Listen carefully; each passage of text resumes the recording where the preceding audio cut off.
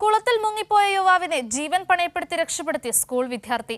കണ്ണൂർ മാനന്തേരിയിലെ അജ്ലാണ് റിജുലിനെ കൈപിടിച്ച് ജീവിതത്തിലേക്ക് തിരികെ എത്തിച്ചത്.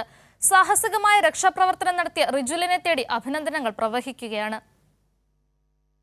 കുളത്തിൽ നീന്തുന്നതിനിടെയാണ് മുഹമ്മദ് അജ്ലാൻ ചെളിയിൽ താഴ്ന്നുപോയത്. കൂട്ടുകാർ പകച്ചു നിന്ന് നിലവിളിച്ചപ്പോൾ യാദർച്ഛികമായി അവിടെ എത്തിയ 16-കാരനായ റിജുൽ കുളത്തിലേക്ക് എടുത്തു ചാടി. മുങ്ങിത്തപ്പിയെങ്കിലും ആദ്യ ശ്രമത്തിൽ അജ്ലാനെ കണ്ടെത്താനായില്ല.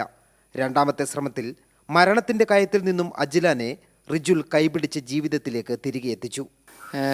ഞാൻ താണ ഇവൻ കയറിയിട്ട് ഇവിടുന്ന് കരഞ്ഞ് അങ്ങനെ താണുപോയി എന്ന് പറഞ്ഞിട്ട് അപ്പോൾ ഇവൻ കേട്ട് വന്ന് അങ്ങനെ തുള്ളി നോക്കിയൊന്നും കാണാണ്ട് പിന്നെയും കയറി, പിന്നെയും നല്ലോണം ശ്വാസം എടുത്ത് പിന്നെയും പോയിട്ട് കൈയും പിടിച്ച് കയറ്റിയത്.